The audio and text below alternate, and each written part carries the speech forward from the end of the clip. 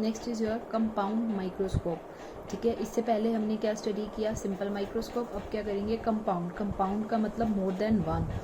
ठीक है, तो दैट मीन्स अब की बार हम एक लेंस नहीं, more than one lens use करेंगे। ठीक है, यानी 2 लेंसेज यूज़ करेंगे इस केस में हम, ताकि क्या करें हम, हाईली मैग्नीफाइड इमेज हमें मिल सके। ठीक है, उस केस में तो हमें मैग्नीफाइड इमेज भी नहीं थी, बट हमें और ज़्यादा मैग्नीफाइड चाहिए, तो उस केस में हम क्या करेंगे, 2 लेंसेज का यूज़ करेंगे। ठीक है, हाईली मैग्नीफाइड इमेज को लेने के लिए। तो सबसे पहले इस केस में हम क्या करेंगे, एक ऑब्जेक्टिव लेंस लेंगे और एक क्या ले लेंगे, आई लेंस ले लेंगे। आई लेंस का मतलब जो हमारी आई के नियर होगा।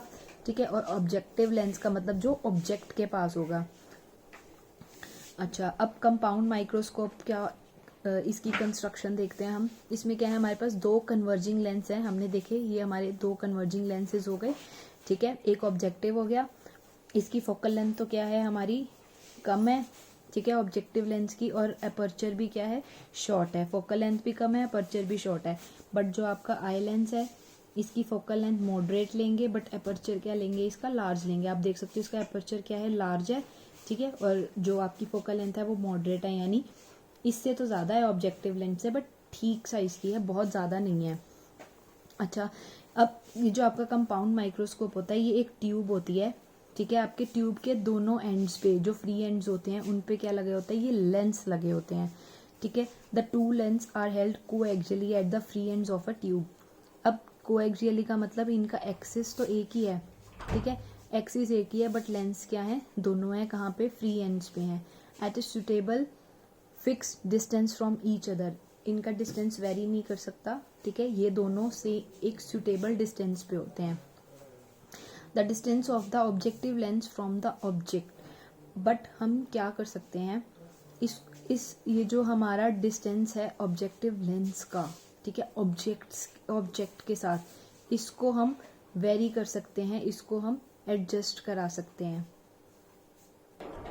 ठीक है, इसको रैक और पिनियन मेथड से, मीन्स इसकी अरेंजमेंट ऐसे होती है कि हम क्या कर सकते हैं, ऑब्जेक्ट को पास और दूर लेके आ सकते हैं। ठीक है, अब मैं जैसे बहुत पास ले आई, अब मैं बहुत दूर ले गई। ठीक है, बहुत पास लाई तो क्या बन गई, ये मैग्नीफाइड इमेज बन गई। बहुत दूर ले गई तो ये क्या हो गई, हमारी नॉर्मल इमेज बन गई। अब हम क्या करेंगे, इस केस में हमारा एक ऑब्जेक्टिव लेंस था। ठीक है, एक आई लेंस था। हमने सबसे पहले क्या किया, एक टाइनी ऑब्जेक्ट था, हमारा छोटा ऑब्जेक्ट था, इसको कहाँ रख दिया, ऑब्जेक्टिव लेंस के पास रख दिया। ठीक है, ये F0 जो फोकल लेंथ मेंशन की, ये तो ऑब्जेक्टिव की है यानी O, और FE जो फोकल लेंथ है ये किसकी है, हमारी आई लेंस की है। इनिशियली हमने ऑब्जेक्ट कहाँ लिया, फोकल लेंथ से बियॉन्ड, यानी फोकल लेंथ के भी पीछे ऑब्जेक्ट ले लिया हमने। ठीक है, तो इस केस में क्या हुआ, एक रे पास करी। ठीक है, एक रे कहाँ से पास करेगी, यहाँ से फोकस में से पास करेगी। किसके फोकस में से पास करेगी, ये क्या हो गया आपका F0O। ठीक है, और जो दूसरी रे पास करेगी वो C से पास करेगी। हमें पता है अगर ऑब्जेक्ट F0 से पीछे हो तो इमेज भी कहाँ बनती है, F0 से पीछे ही बनेगी हमारी। ठीक है, ये हमारी इमेज बन गई, F0 से पीछे इमेज बन गई इसकी। ठीक है, अब ये इमेज क्या है, रियल है।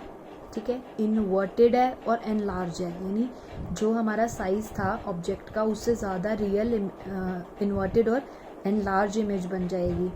ठीक है, अब ये जो इमेज बनी है ऑब्जेक्टिव लेंस से, ये क्या करेगी, आपका ऑब्जेक्ट का काम करेगी। किसके लिए, आई लेंस के लिए। इसने क्या किया, ऑब्जेक्ट का काम कर दिया आई लेंस के लिए। ठीक है, अब ये क्या हुई, अब आप क्या करो, ये जहाँ पे मीट करेंगी ये इमेज बन गई, बट ये क्या आ रही है आपकी, यहाँ पे जा रही है। ठीक है, जो ऑप्टिकल सेंटर से पास हो गई वो रे तो ये हो गई।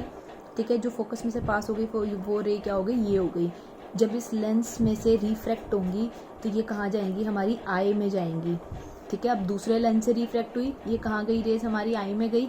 ठीक है, जब इस रेस को जो हमारी आईज में रीच करी फाइनली, इस रेस को जब हम एक्सटेंड करेंगे बैकवर्ड साइड्स, ठीक है, और एक कहाँ से जाएगी, हमारी सी में से पास होके जाएगी।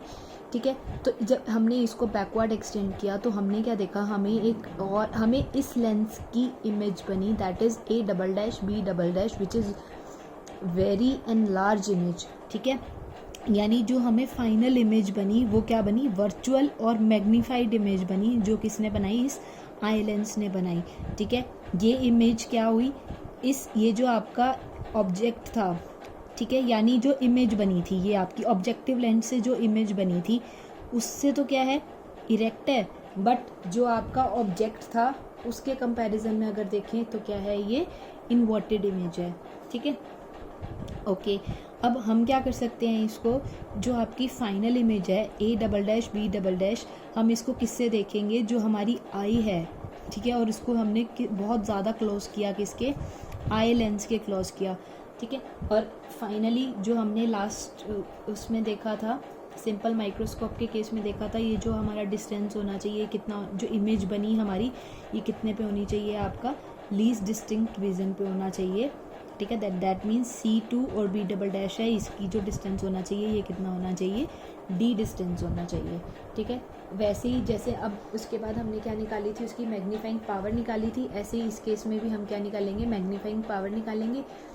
हमने पढ़ा था मैग्नीफाइंग का फॉर्मूला क्या होता है, जो इमेज बना रही है एंगल और जो ऑब्जेक्ट एंगल बना रहा है, कितने पे, लीस्ट, दोनों कितने पे होने चाहिए, लीस्ट डिस्टेंस पे होने चाहिए, ठीक है। उनका जो रेशो होगा वो हमें क्या देगा, आपकी मैग्नीफाइंग देगा। ये क्या था, आपका ऑब्जेक्ट था, ठीक है, ये लाइन पास करी यहाँ से, इसने एंगल क्या बनाया, बीटा। अब आपका ऑब्जेक्ट इस केस में ये था, दोनों किस पे होने चाहिए, लीस्ट डिस्टेंस पे होने चाहिए। अब की बार इसको कहाँ शिफ्ट करेंगे, राइट हैंड साइड शिफ्ट करेंगे। अब ये भी डी डिस्टेंस पे आ गया। अब ये जो एंगल बनाएगा C2 के साथ, आई दोनों आई लेंस के साथ एंगल बनाने चाहिए, ठीक है। तो ये कितना हो जाएगा, अल्फा एंगल हो गया। तो आपका मैग्नीफाइंग कितना हो गया, यहाँ से magnifying power beta by alpha हो जाएगी, ठीक है। ये हो गई आपकी magnifying power beta by alpha हो गई। सेम जैसे पिछले केस में किया था, स्मॉल एंगल है तो उसकी जगह हम क्या लिख सकते हैं, टेंजेंट बीटा और टेंजेंट अल्फा लिख सकते हैं। अब टेंजेंट बीटा और टेंजेंट अल्फा की वैल्यू निकालेंगे। बीटा किस केस में बन रहा है, आपका इस ट्रायंगल में बन रहा है, तो इस ट्रायंगल में क्या हो जाएगा, आपका परपेंडिकुलर बाय बेस। परपेंडिकुलर क्या है, A dash B double dash, और बेस क्या है आपका C2 B डबल डैश, ठीक है। ऐसे ही अल्फा का कौन सा ट्रायंगल है, A1 B double dash C2, ठीक है। ये वाला ट्रायंगल हो गया आपका। इसमें क्या है आपका, ये परपेंडिकुलर, ये बेस है, ठीक है। तो यानी A1 B dash B double dash by C2 B double dash. अब क्या करो, इन दोनों को डिवाइड कर दो, ठीक है। जब आपने इन दोनों को डिवाइड किया तो आपने क्या देखा, C2 B डबल डैश क्या हो गया, यहाँ से कैंसिल हो गया और आपके पास बचा क्या, A double dash B double dash over AB बचा, ठीक है। अब हमने इस केस में क्या किया, A double dash B double dash, हमने A डैश B से और A डैश B डैश से ही डिवाइड कर दिया, और A डैश B से किसी भी सेम क्वांटिटी से जब हम डिवाइड या मल्टीप्लाई करते हैं तो हमारी इक्वेशन हमेशा सेम रहती है। ये हमने मैथमेटिक्स में रीड किया है। क्यों, क्योंकि अब आप देखो ये क्या है, कैंसिल आउट हो रहे हैं, तो फाइनली तो यही अमाउंट बचा ना आपका, A dash B double dash over AB। अब इसको लिखने का बेनिफिट क्या हुआ वो हम देखेंगे। A double dash by B double dash over A dash B dash, ठीक है। ये क्या है हमारा, A डबल डैश, ठीक है। ये क्या है, B डबल डैश, इसको हमने किससे डिवाइड किया, A डैश B डैश से, ठीक है। That is A dash B dash. हमने क्या देखा था, ये हमें क्या देती है, मैग्नीफाइंग देती है, ठीक है। यानी मैग्नीफिकेशन हमने पढ़ी थी इसकी किसी भी, ठीक है। इसका मतलब size of image by size of object. ये इमेज का साइज है, ये ऑब्जेक्ट का साइज है, ये हमें क्या देगा, मैग्नीफिकेशन देगा, ठीक है। दैट इज, अब यहाँ से क्या बन गया, एक तो आई लेंस की मैग्नीफिकेशन आ जाएगी, एक ऑब्जेक्ट की आ जाएगी। ये क्या है, इमेज, ये क्या है, इसका ऑब्जेक्ट किसका, आई लेंस का, तो इसकी जगह तो लिख देंगे ME। और अब ये क्या थी, इमेज, ठीक है। ये क्या था, ऑब्जेक्ट किसका, ऑब्जेक्टिव लेंस का। ऑब्जेक्टिव लेंस के केस में तो इसकी जगह लिख देंगे MO। अब हमें क्या निकालना है, मैग्नीफाइंग पावर निकालनी है ME और MO की, ठीक है। फिर हम इसमें वैल्यू पुट कर देंगे तो फाइनली मैग्नीफाइंग पावर आ जाएगी। टोटल मैग्नीफाइंग पावर कितनी हुई हमारी, ठीक है। ओके, अब इस केस में हमें पता है, आई लेंस के केस में हमने लास्ट में निकाली थी, ठीक है। ये हमने निकाली थी 1 + D/F। सिंपल माइक्रोस्कोप के केस में जब, क्योंकि हम आई लेंस में देख रहे हैं ना, हमारा आई लेंस की तो कितनी हो जाएगी, ME कितनी हो जाएगी, 1 + D/F की जगह कितना लिख देंगे हम, FE। ME क्या हो जाएगा हमारा, 1 + D/FE हो जाएगा, ठीक है। हम क्या निकालेंगे, वैल्यू किसकी निकालेंगे, MO, यानी जो हमारा ऑब्जेक्टिव लेंस है, आप उसकी वैल्यू हमें फाइंड आउट करनी है, ठीक है। उसकी वैल्यू को कैसे फाइंड आउट करेंगे वो भी देखते हैं हम। अब मैग्नीफिकेशन का फॉर्मूला क्या होगा, डिस्टेंस ऑफ इमेज, ठीक है। क्योंकि MO है तो हम C1 से ले रहे हैं, यानी फर्स्ट लेंस से ले रहे हैं। This is our first lens, that is C1, ठीक है। तो ये क्या है, अब ऑब्जेक्टिव के लिए निकालेंगे तो ऑब्जेक्टिव से लेना है, और अगर आई लेंस के लिए निकालेंगे तो आई लेंस से डिस्टेंस मेजर करना है, ठीक है। तो ये a dash b dash by A B हो गया हमारा। डिस्टेंस ऑफ इमेज कितनी हो गई c1 से, और ऑब्जेक्ट का डिस्टेंस ए बी किससे, c1 से, ठीक है। अब इसको किसकी टर्म्स में लिखेंगे, v और u की टर्म्स में लिखेंगे हम, हाँ ठीक है।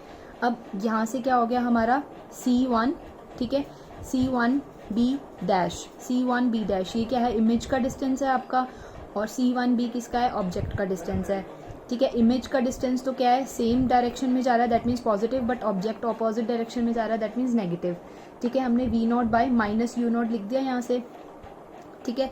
तो m क्या हो गया यहाँ से, अब इन सब इक्वेशंस को किस में डाल देंगे, मेन जो आपकी इक्वेशन थी 7, ठीक है, that is m is equals to M E into M nought, ठीक है, उस इक्वेशन में पुट कर देंगे यहाँ से, ये वाली जो आपकी इक्वेशन थी M E into M nought, ठीक है। जब हमने इसमें पुट किया तो ये क्या हो गया यहाँ से, V nought minus U nought into 1 plus D by F E, ठीक है। हमने क्या लगा दिया, इसको मोड साइन लगा दिया, ठीक है, दैट मीन्स अब नेगेटिव भी इसके अंदर हो गया हमारा।